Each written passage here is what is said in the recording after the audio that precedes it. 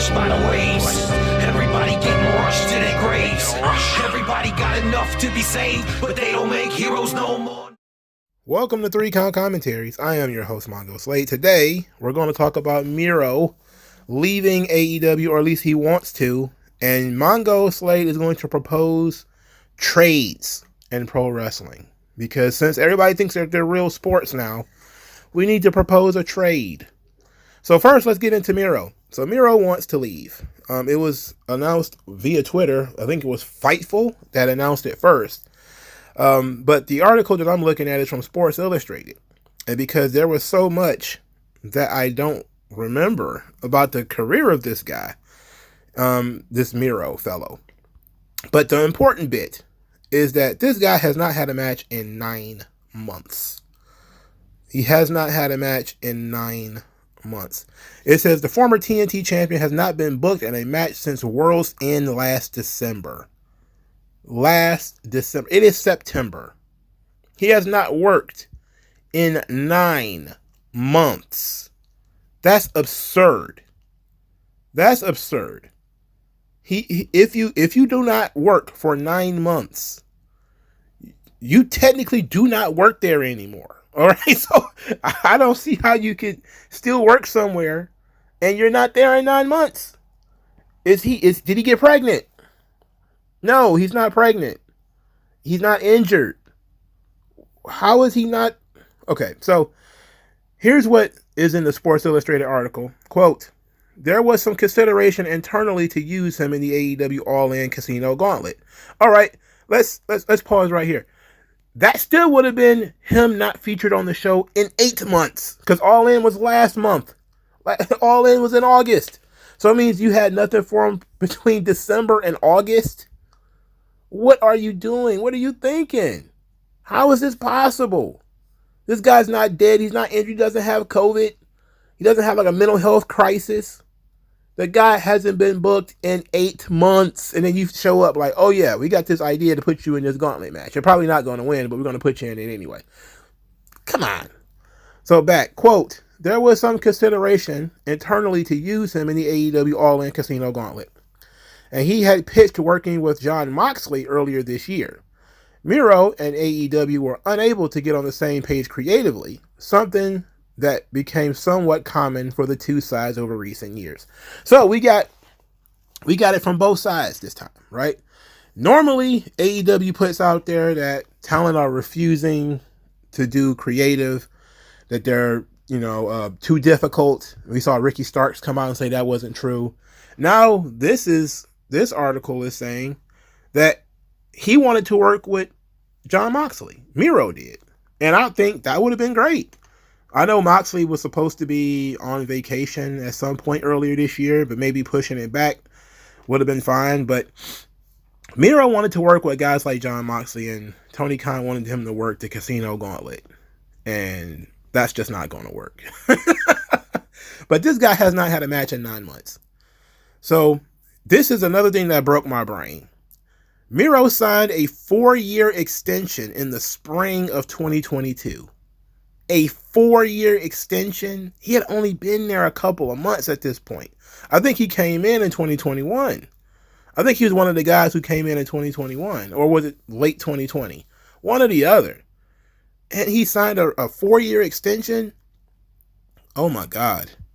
It says, since putting pen to paper, however, he's been used very sparingly. Miro has wrestled in just 8 matches for AEW, dating back to All Out 2022. That's August 2022. He's only had 8 matches since then. 8 matches in 2 years. Is he Brock Lesnar? Because he sounds like Brock Lesnar. He sounds like Undertaker in his later years. This is absurd. Whose fault is this? Now, the fans are obviously going to blame Miro, saying, oh, he's turning down creative. He's turning down stuff. We know that he went through a divorce. That is, maybe necessary to separate yourself from work, because divorces can be very difficult on men's mental health, especially if he's going to lose a ton of money or whatever the case may be. Maybe they have mutual friends, especially mutual friends in the business. And I'm going to double back to talking about this in a second. But I I understand that, maybe he was going through a divorce. He needed some time off for that. But that was earlier this year that he was going through the divorce. And I don't know. If we talk about 2022, he wasn't divorced last year, so he should have worked more. I don't know. It's just ridiculous. Now, of course, AEW has the right to turn down the release. I don't see why they would. They're not using him. So it's not like, one of your very top guys just re-signed a contract and you want to keep him. This is a guy who, he just signed a contract 2 years ago. There's 2 more years on this thing. You're going to make the guy sit at home for 2 more years? Are you serious? That's just unrealistic. There has to be some change in these contracts where these guys can get out of these contracts easier. I'm not a union guy. I don't support unions. I'm not really even a guy that supports collective bargaining or anything like that. But there needs to be a worldwide, industry-wide change in how wrestlers can get out of contracts. I think that if you guys have if the issue is you're not booked for 6 months and you're not injured, or you didn't ask for that time off, you're just sitting at home for 6 months, that contract should be null and void. All right. If you're sitting at home, it should be null and void. And if you refuse creative, then the company should sue you for breach of contract because he offered you work and you said no. All right. There has to be some way of clearing up these guys asking for releases and they have X amount of years left. And the company just saying, no, we're going to set it out. That's unfair to me. I don't like that idea. I don't like the idea that the company can hold a guy and not use him. I don't like that.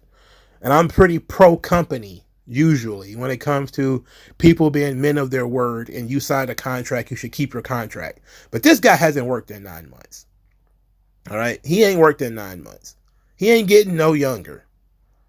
You can't tell me that you couldn't come to some type of agreement to get this guy on TV in 9 months. When your TV ratings look the way that they do and your attendance looks the way that it does, you could not find anything for this guy to do in 9 months that he would be willing to do. Okay, so this is a mutual problem here. Now, this is a mutual issue. Now, to double back to Lana, I said in a previous video, and I went back and listened to these videos, and it still remains the same, and it absolutely came true. Lana was this guy's downfall.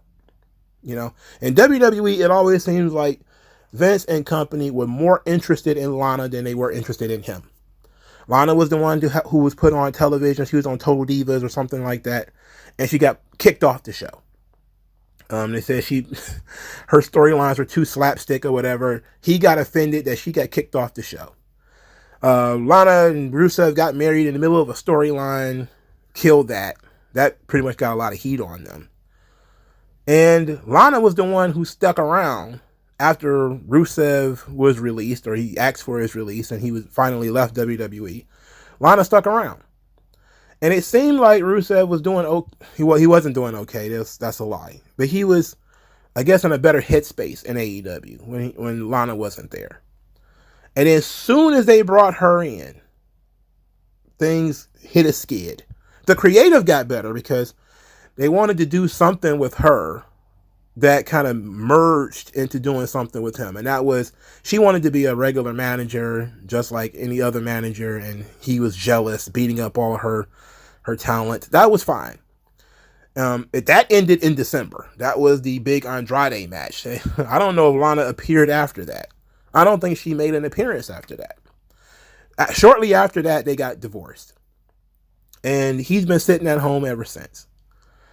Lana got a zombie finger. I don't know what happened to that. Maybe she lost her hand. Who the hell knows? But whenever his career whenever he started doing things on screen with Lana, it seemed like he was veered off track. This is the Chris Candido, the Mark Miro.